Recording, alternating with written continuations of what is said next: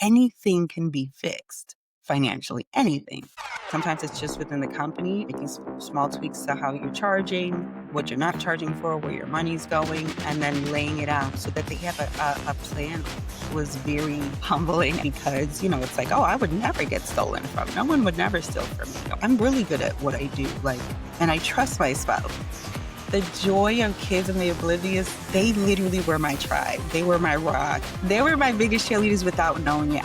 The cool thing with artificial intelligence is we could pull your information and then be able to say, hey, this is making you more money. Push this, don't do this. This is the Relentless Pursuit of Winning podcast, where we are here to educate, equip, and inspire people to build extraordinary companies.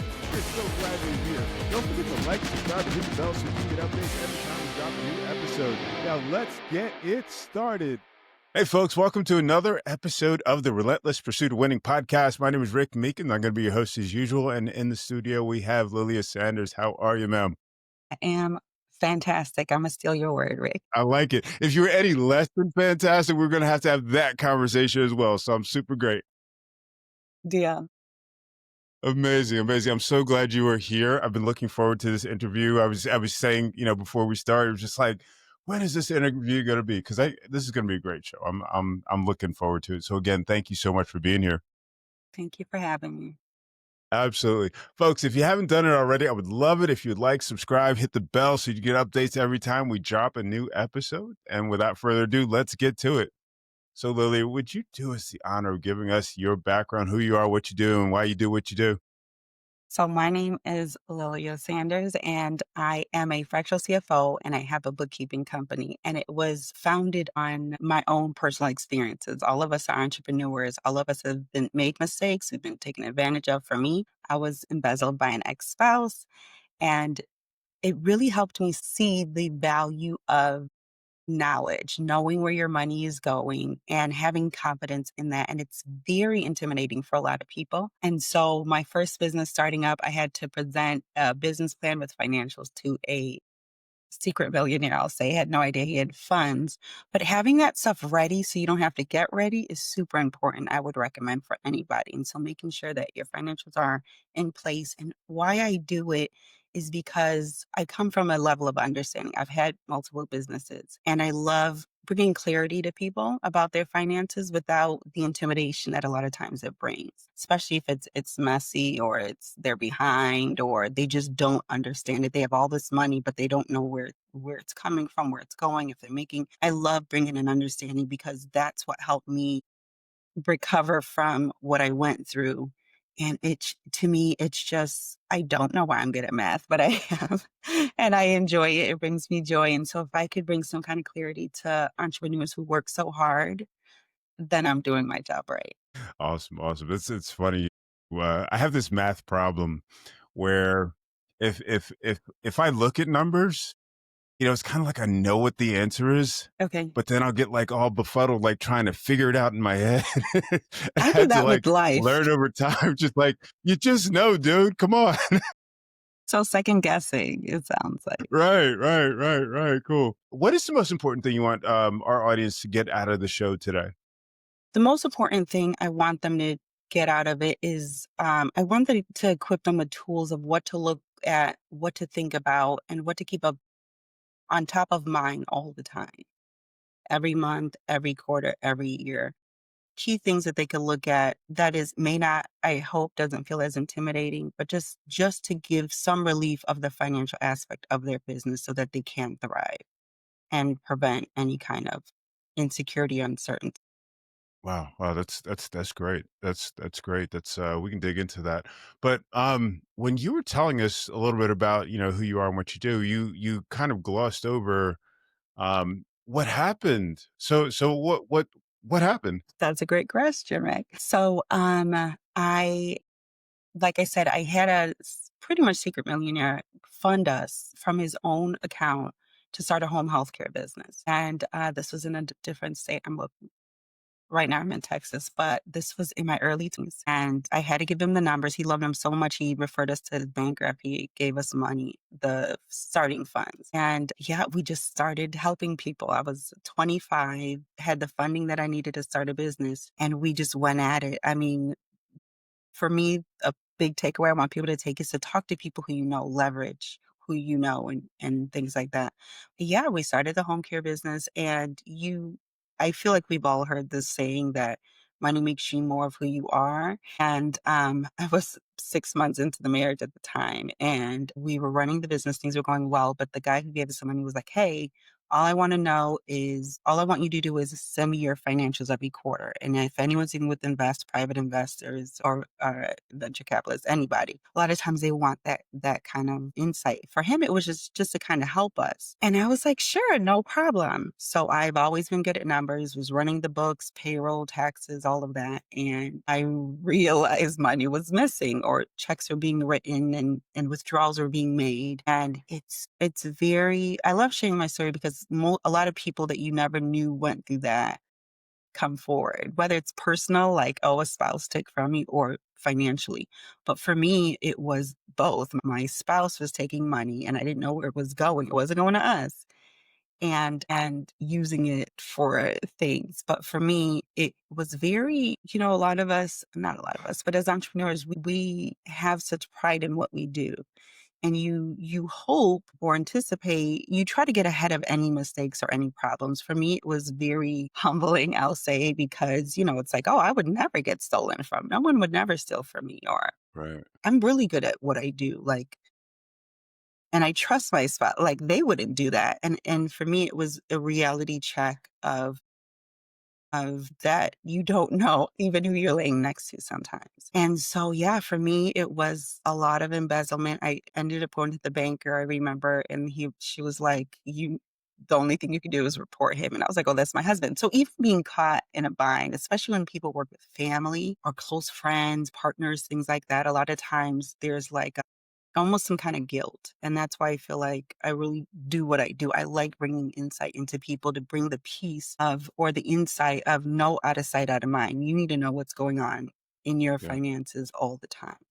Yeah. So for me, the embezzlement led to not only a divorce, but I mean, costing the IRS thousands of dollars, like a lot of heartache, and eventually leading me to be a single mom with three little ones. And that was a blessing because now I was in control of my finances. Um, for me, my skill, which is the point of my name, Skillia Business Solution, it allowed me to rebuild my life from the ground up. All I had was my skill and a laptop, and that was it. And so when you have three littles depending on you, it's a reality check of sink or swim pretty much. And Yeah. so, yeah, that's my story. Rebuilt my business from the ground up. I was pregnant with two little ones when I escaped out of that situation. It was a very domestic situation, violent situation, even financial infidelity, as in a sense that we're talking about. And so, yeah, I ended up rebuilding my business from the ground up with my three little girls, and we were in a one-bedroom apartment during COVID, and things always work out, kind of like what me and you, Rick, were talking about, Yeah. the walk of faith. Like, you don't know what's going to happen, but if you have a skill and a passion and a purpose, a lot of times, for me anyway, it carries me through, especially obviously needing to pay bills with little kids. But yeah, that's what happened. And that was my OBGYN at the time helped me escape. And the even deeper root of the name of my business was, she said, the only reason you got out was your skill. A lot of women have to go back because they don't have a means to make money. And this is why I'm passionate about protecting people's money. For me, it was a skill that got me out, and has really lifted me to my feet, obviously, in God, and my faith in God as well. But yeah, Yeah. for me, that's my story. And here I am, now remarried to a veteran, and blended family, and doing well. All that hard stuff got me to where I am and continues to carry me. Wow, wow, wow, wow. That's hard to hear. It's hard to hear. And for whatever reason, you say, you got little girls. I mean, that's just like, oh my God. They're still little too. If you had boys, you'd be like, okay, that's okay. They'll Yeah. bounce.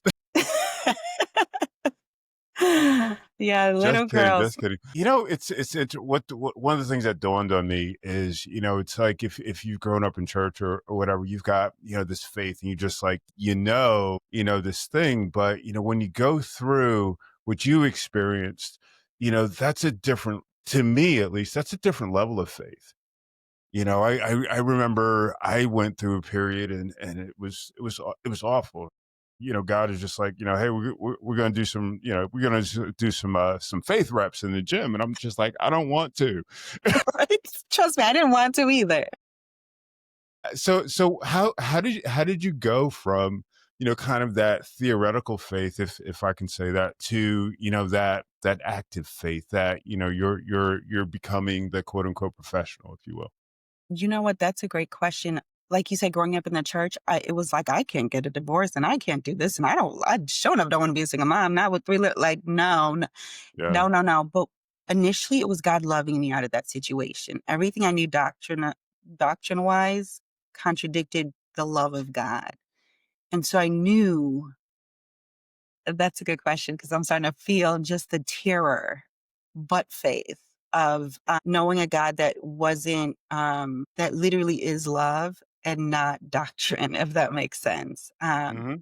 And so for me, it went against a lot of the like religious mindsets that I grew up believing and knowing that I don't know how, but he's gonna take care of me. I just it was terrifying. I'm not even gonna say that, "Oh, yeah, I just" no, but it and then also, God will surround you with the right people. Like I said, I had a doctor that said, "Your skill will get you out." She was the one that helped me get out of the situation with God.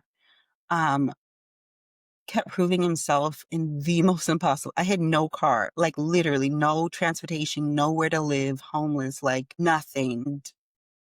I've always been even when I was growing up with my faith in God, I've always been kind of like had some kind of aggressive faith, really Hmm. confident, really ambitious. And so I feel like it really tested it for sure during that time. And I also don't like being told I wouldn't be able to make it. And the ex at the time, I was being honest. I was like, "You're gonna be back," and you. No, I like silencing the naysayers. So for me, it was faith and literally drive that by any means necessary, I won't go back. And so I have to be better than everybody else in order to thrive in the profession that I was in. And I was honestly honest, like, look, I went through this. I understand you. I get you. I could fix it. And for me, held a high level of integrity in everything that I did so that I could honor God and my profession at the same time. I love that. I love that. Were there any periods where you were just like you wanted to give up or go back or anything like that? All the time. Not go back. Never. Right. Never that, but, give up all the time, and girls, like you said, they literally I think so a lot of people not to make this about divorce, but a lot of people leave situations when it's perfect, and I think me and you kinda talked about that in the beginning too. It was the least perfect. One was 2, one was 10 months, and then I was pregnant. That was probably the least perfect time to leave, and that's where you have to you either you have to trust God, and for me, having littles not know that we're in a one-bedroom apartment was helpful. Does that make sense? Like, Mhm. the joy of kids and the oblivious, they Mhm. literally were my tribe. They were my rock. If I was crying, "Don't cry, mom." Like, they didn't know what was going on. They were my biggest cheerleaders without knowing it. I would be like, "Okay, you guys, we need to pray to make friends. We need to pray that I get this." Still to this day, I do that. But honestly, for me personally, it was my kids. They had no idea. And so when I'm like, "The world is ending," and they're like, "I love you," and I'm like, "Oh, I love you too." You know? Honestly, they kept me going. They really and like I said, this is during COVID, and we can't leave the house, and they're in diapers, and I mean, I was going stir crazy, but not only my faith in God, but honestly, my girls, when I want to give up, I was like, I don't have a choice. And most single moms don't have a choice, honestly, or single parents in general. So yeah, for me, it was I couldn't give up. That's amazing. That's amazing. Surrounded you with the right people, and The right now you 3 got little little people. heroes. They have not they don't remember, but yeah, they got surrounded me with, like, literally 3 cheerleaders. Amazing, amazing. So you went through all that. Mhm. You started your business. And tell me a little bit about the trajectory with your business. So with my business starting off, believe it or not, I posted a $5 ad in Craigslist and got 5 hits the next day. And I was like, and this is something I want to keep people to think of. Just try it. I had a friend that was like, just try it. Mhm. And when you have nothing to lose or when you've already lost everything, just try it. You know what I'm saying? And so yeah, I'm like Craigslist. I wouldn't hire anybody off of Craigslist.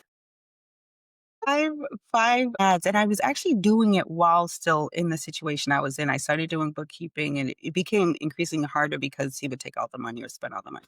But yeah, so for me, I just started doing that, and then I hired a business coach, and highly recommend business coach. Somebody's gonna teach you what you don't know and Yeah. stretch you in areas to where you most of the point where you doubt yourself, if that makes sense, because that's something you need to Does. work on. So I had hired a coach, and it was like I can't do that, and I know that it terrified me again. And I think the practicing being uncomfortable in business is healthy Mm. when it comes to being stretched. Yeah. And so, yeah, I hired a business coach and he was like, "Oh, what's your rate of return?" I was like, "Some of them are $1,000 contracts." He was like, "Wait, $5 is yielding you thousands of dollars a year?" And I'm like, "When you put it that way," he was like, "Why are you just doing it in Texas? Why don't you do it throughout the United States?" I was like, "I don't know if people will hire somebody virtually, like this is their money." And I kept getting yeses at, and I was vulnerable. Hey, I'm a single mom, blah, blah, blah. This is what happened to me. I'll make sure it doesn't happen to you. Yeah. I've had a business. I'm not, because a lot of people in my field, unfortunately, have never ran a business. So they don't understand how the books could get abandoned. I've worked with other bookkeepers and CFOs, and sometimes there's judgment where when you're running the day to day of a business, it's very common if you don't have somebody for things to fall behind. And so Yeah. for me, coming from a place of relatability really helped in ways that I didn't realize. My story and the fact that I wasn't always I've done bookkeeping, but I also had staff and had to deal with workers' comp and had to deal with unemployment claims. And like I had so much real life experience. Mhm. And a lot of people start businesses with their skill, but they don't know business.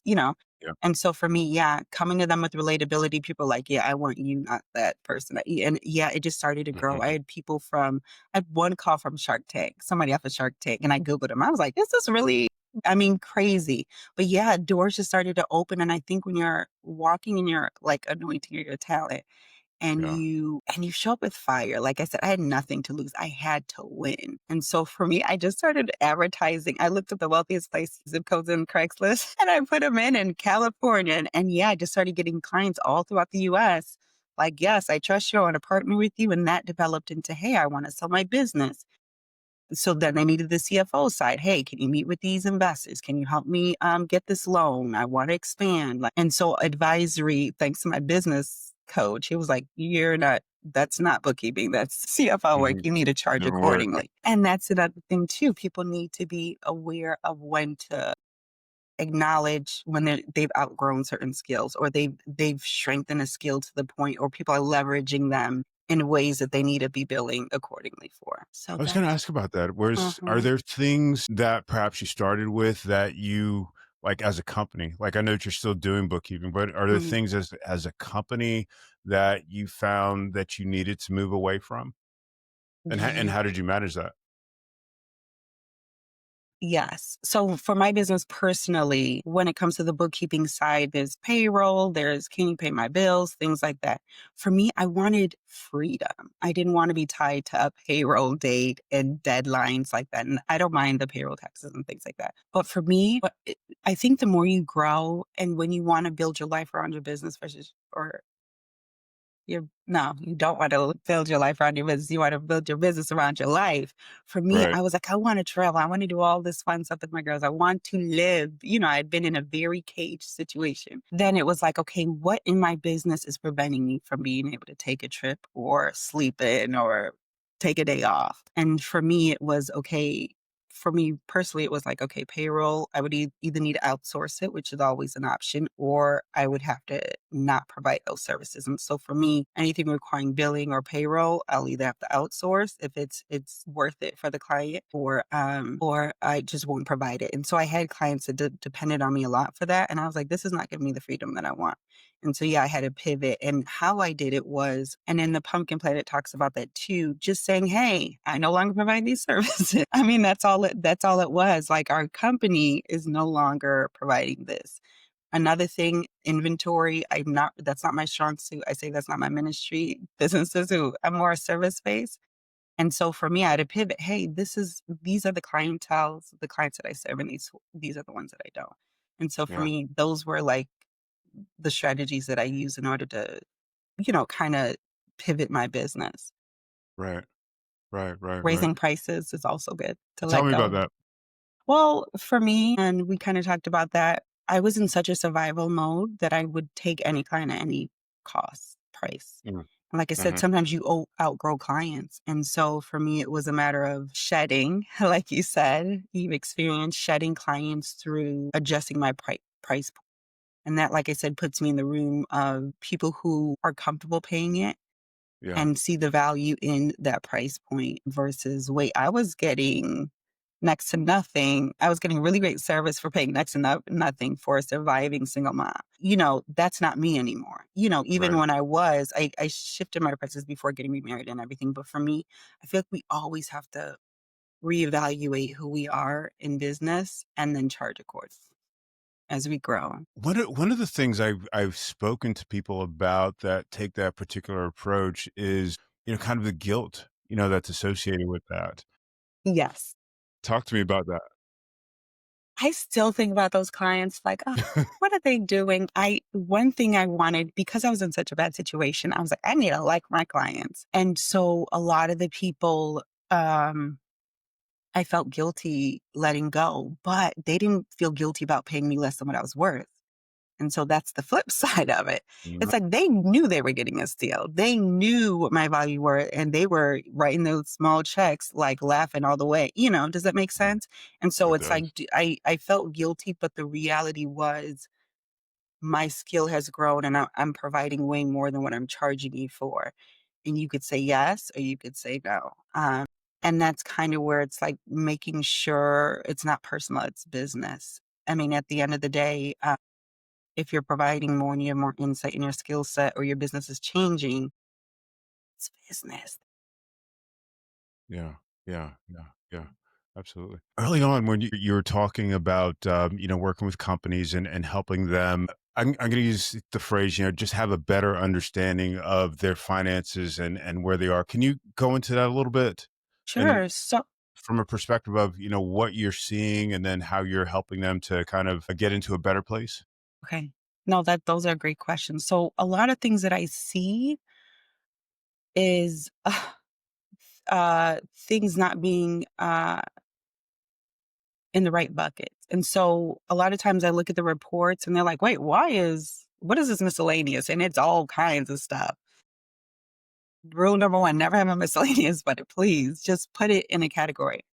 But what terrifies me a lot of times is when they're not looking at it, that's when people could take from you. That's when people could hide things. That's when you're overspending. And for me, a lot of times we go through and we just look at it. What is going on? And they're so nervous and it's like, you're not by yourself. I'm not judging you. Let's just look. And for me, what I see is people not knowing that their reports are completely wrong because they're not looking at it. They're not asking questions. They're not, yeah, I would say looking at it and not asking questions. So miscellaneous buckets or like office supplies might be just inflated to where their bookkeepers aren't putting things in. So they think they're spending a certain amount and they're not, or they're Hmm. spending more than they think they are. When you Hmm. know what's going on in your money, then you could be like, I don't need to pay for the, subscriptions, renewals, things like that.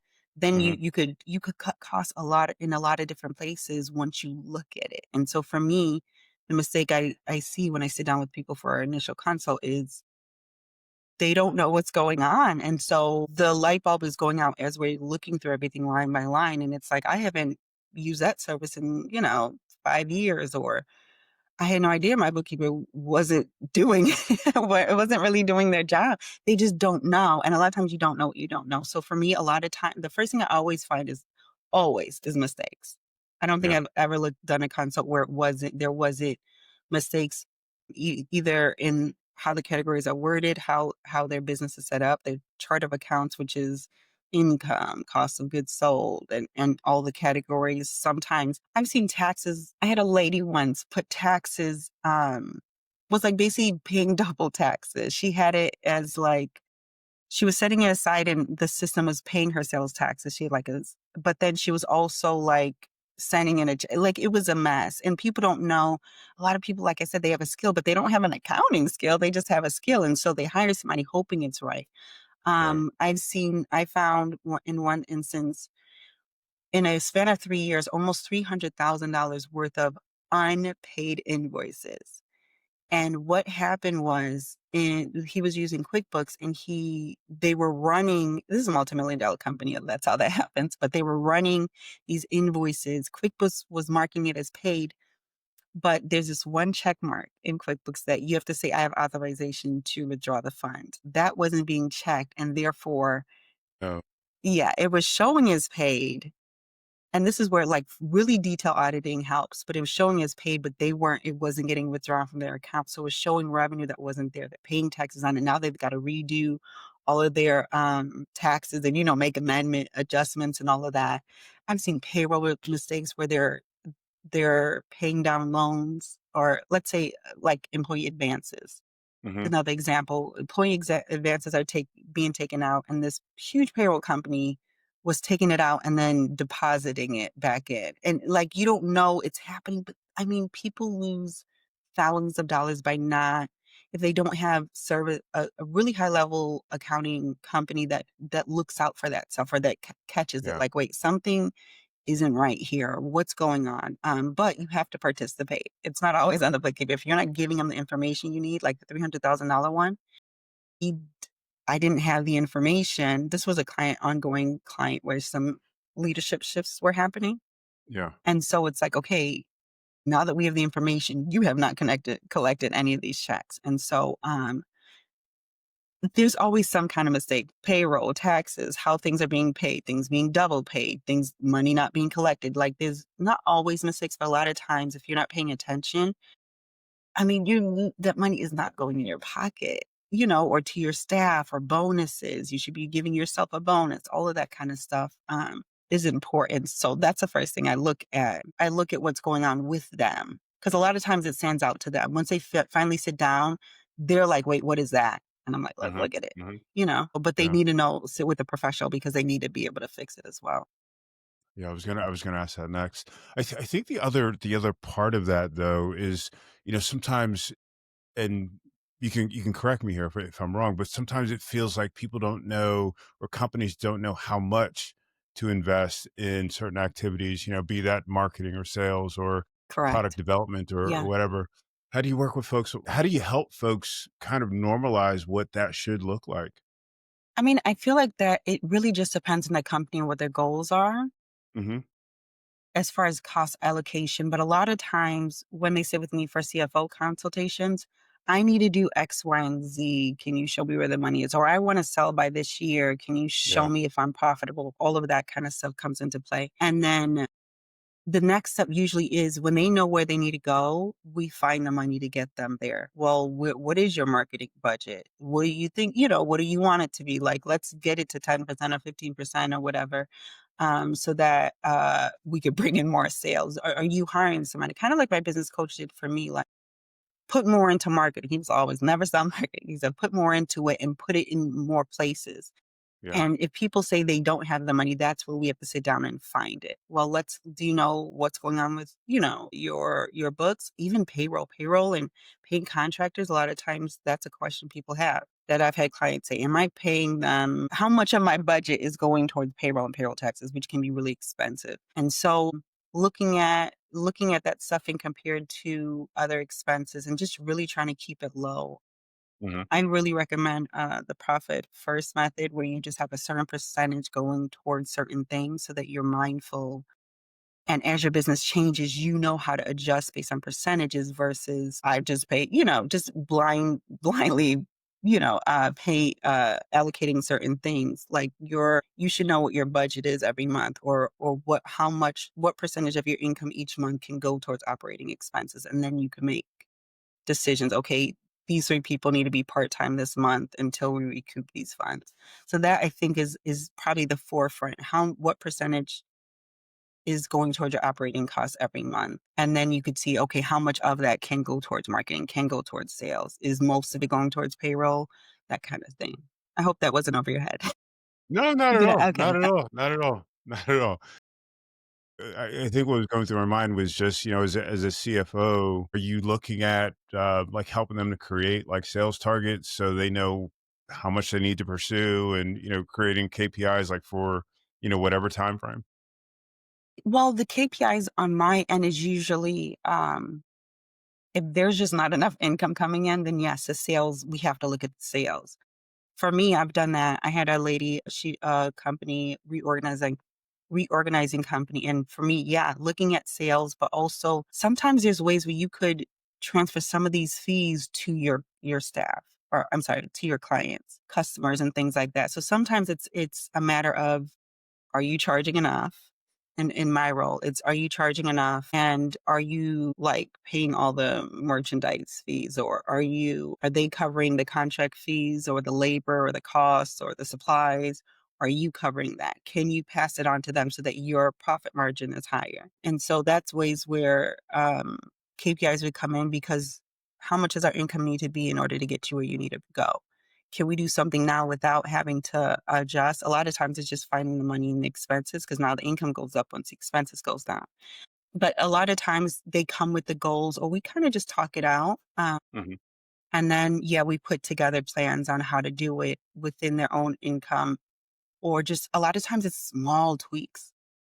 Raise your prices by 3%, lower your office supply, by 5%, like literally adjusting it to where now you have this extra 10% play money to do bonuses, to do that Christmas thing, to pay down that loan, whatever's needed. But a lot of times it's little tweaks to help them get to their goal.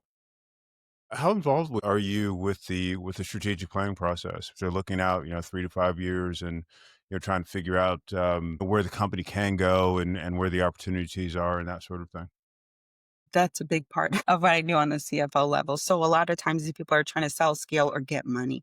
If they're trying to receive funds or extra funds or loans, projections are so important in the next 3 years where you want to be. And so Hmm. that's where the tweaking comes in as well. Okay, if we could increase our cash flow by 10, 20%, this will get us here faster. Now the value of their business goes up because the expenses goes down and the profit margins get higher. And like I said, tweaks. We're going to raise our prices by 5%. We're going to cut this out, use reusable, use AI, do whatever we've got to do to create that money. And so, yes, as a CFO, a big part, even when I started my company, I had to show them 3 years. This is where I expect to be. This is the profit margins, and this is how I plan to grow. And like I said, sometimes it's just within the company, and it just like I said, making small tweaks to how you're charging, what you're not charging for, where your money's going, and then laying it out so that they have a plan, like a path Hmm. of, okay, this is what I need to look at, and this is what I need to stay on top of.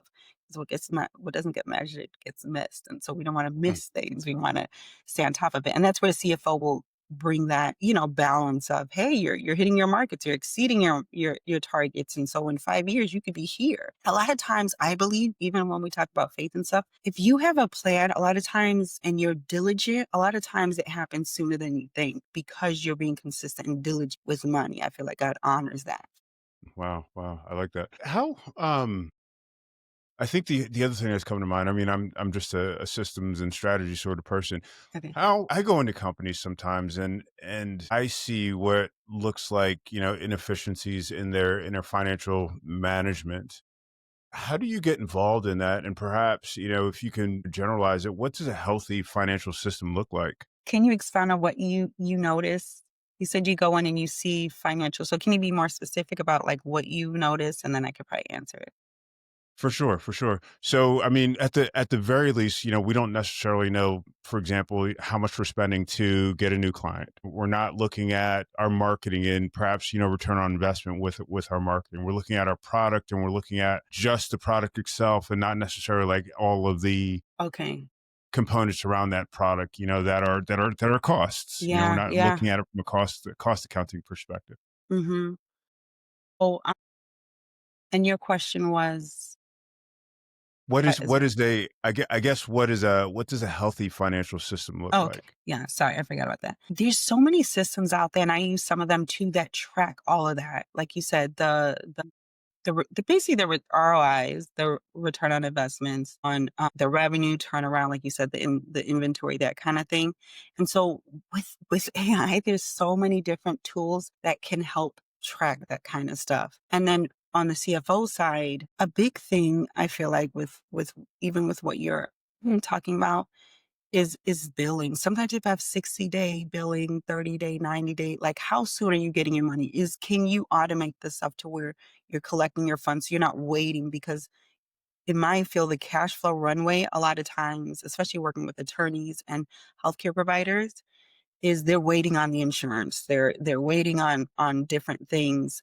Anyone working with government contracts, things like that, they're waiting for the funds to come in. Yeah, And so when you come in and, if they're charging for these products, but they have 60 days, these people have 60 days to pay, now that's tying up money that they could have. And so systems in place would be automating payments, I would say, and adjusting your accounts receivable measures if they are pretty long, in my opinion, 30 days to pay, 60 days to pay, or making sure you time it appropriately so that you always have that cash flow and you're not trying to catch up because you haven't gotten paid yet. So for yeah, me, that's what comes top of mind to the example that you gave, making sure you're looking at the billing, your invoice your net invoice billing, so that you make sure you have that cash flow ready available. And like I said, automating billing a lot of times so that the invoices are getting paid automatically.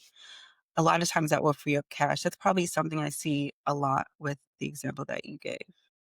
okay, So okay, that those makes sense. kind of systems will kind of get you ahead of keep the cash flow coming, Yeah, yeah. I guess automatic that gives you a lot of reminders, things information. like that. I guess that gives you a lot of information as well. Just you mentioned the thought around inventory and inventory turnover and just being able to kind of project. I guess it comes down to really projecting reality. Ideally, we want to get paid in like 30 days, but Yes. Mhm. Mhm. Are we billing right away? How soon are we getting that money? But also too, like you said, looking at the numbers on my end would be, has that, so how often is that, kind of what you were saying initially, how often is that stuff selling? And analyzing, is it even worth still pursuing that product if you're holding it and it's not generating income? And maybe putting more focus on your money making products or services. That's probably something huge too that I've had to do myself, and I think you've talked about it too, like, what is making me the most money, most effectively, and most quickly for me? Consults, training, that kind of stuff, the return on my investment is way higher than, certain one-off things or clients that can't afford. yeah, yeah, definitely, definitely. How often do you recommend doing that type of evaluation? I feel like the quarterly is really good. Monthly, if you have aggressive goals. So it really depends on the goals. But I would Yeah, say standard would be and people usually have quarterly meetings. If you don't, you should. But in your quarterly meetings, did we have targets? Because that gives you, it's milestones, and it keeps an eye on your targets. Like you said, if people have projections to be somewhere every quarter, it's like, okay, well, how much did I make this quarter? Is this selling? Okay, 2 quarters in a row, this product isn't selling, or the service isn't really selling and it's not making us money. Maybe we could pivot. And it's where you don't lose too much time and money because you haven't been checking it frequently, or you don't have a system in place to kind of pivot or even see the seasonality of certain items or services. Okay, well, it's high season here, slow season here, so this is where we pull it away, and then, or you don't advertise it as much, or you push the ones that is bringing more consistent income. And it really is, I'm trying to be general because it really depends on the business, but most businesses have multiple services. And so mhm, honing in on that every quarter to see if you're holding on to something that isn't even making you money, Mm. I would rather do that after 3 months than after 12 months. Definitely. Definitely. Absolutely. Absolutely. Absolutely. I love what you said about, just having those metrics in place. It's just like this is our goal, with this particular product. And if we're not hitting it, we're not hitting it consistently, we need to make some adjustments. I love that. You spoke about artificial intelligence and what that looks like, or you alluded to what that looks like in financial management. What does it look like now? So the cool thing with artificial intelligence is gives you so much insight so much quicker. Having a CFO, you need obviously we have those tools and we could translate it. Let's use the example of the product. We could pull your information from whatever financial software you're using to track all of that stuff and then be able to say, hey, this is making you more money. Push this product or push this service. Don't do this service. Do you want to know the value of your business? There's AI tools that will say, hey, this is where you are. If you want to sell, usually 5 million or more is like the basic that you want to have. So let's say it's a family company or you want to retire, the client wants to retire or something. Okay, well, you need to get to 5 mil by this point. Let's look every quarter to see if we're getting there. So there's a lot of AI tools that will alert if you're not on your targets. It'll alert if something's not making you money. It will just pretty much give you more insight for us as CFOs on how to advise our clients. Obviously with graphs and colors and making it more fun and more creative, but it gives high level target points quickly because it's AI. Yeah, yeah, yeah. I'm loving it. I was somebody asked me earlier, or we were talking about. I don't remember exactly what it was, but it's like it just allows so much. We do things faster at a greater Yes. depth. Yeah, the And depth. Yes, that's a good word too. oh yeah, I could provide more in-depth, information on somebody's financial position using AI, right. 1,000%. How do you picture? If you've thought about it, how do you picture like AI changing your job or your role changing as a result of AI over the next, say 3 years? I mean, I feel like it can eliminate a lot to be honest, a lot of accounting jobs. I think in my field, translating the information, like I said, will probably be more effective. Don't I mean, AI can't really take a holistic picture the way a human can. Like I said, me running it, things that make me different is me having had my own business and being able to kind of relate. Like if I've had clients who've had cancer and unfortunately have passed away. Okay, well, we've got a year. Like AI could give you something, but like what kind of flexibility and things do we need to have in place? What kind of meetings do we need to have in place with so I meet with investors a lot too. So for me, I Mhm. feel like for me, it's a great tool on the bookkeeping and CFO side, being able to provide things quickly, but it is very much taking over roles. And so for me as a CFO, it's more the people to people. This is what it's saying, the advising consulting side. I feel like within 3 years, yeah, I mean, that might be more of what I do using AI, Yeah. providing the data and then me translating it and giving them insight and direction. I love that. I love that. What I picked up was kind of like even the instincts, that you That's have. a good AI is word. not going to be able to Not reproduce no. that. I'll try. Interesting stuff. They certainly will. Uh-huh, uh-huh. Kind of scary. Kind of It scary. is. I agree. So, what is something that you want to leave our audience with? We'll talk about your giveaway and stuff like that. But what is that thing that you want the audience to go away with and just kind of remember about this interview? I want them to hopefully be inspired for sure. But on the business side, I want them to feel less intimidated about numbers and take the time to look and have a financial plan. Your business can make money, but it can also lose money. And making sure you have safeguards in place like savings, like an operating budget, percentages, and it's okay to talk to somebody about your numbers, somebody that makes you feel comfortable and not judgment free, but please look at what's going on because I want to keep more money in all of your pockets. And so for me, it's the encouragement to look, just take a look and with somebody, with a professional. Look and scream and run away. I will chase you and bring you back. and we will have a plan. I promise. Sometimes if you actually knew what your numbers look like, you might just be like, you know what? No, I'm just kidding.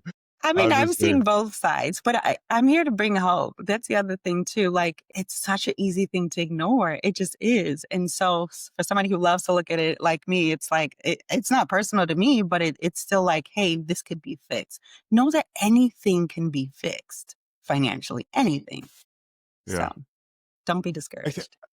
I think it's really important to really understand, as entrepreneurs, as business owners, just like where we're strong and where we're weak. You know what I'm saying? And kind of own that. If you Yeah. don't know what your financials look like, if you don't understand what your reports look like, et cetera, you're literally a liability in your company. That's good. And someone like you to come in to, not just run the numbers, but really understand and take an investment, put investment, like invest in the company and its well-being is Hmm. absolutely, you know, essential, Yeah. for a company to be successful. Yeah. I agree.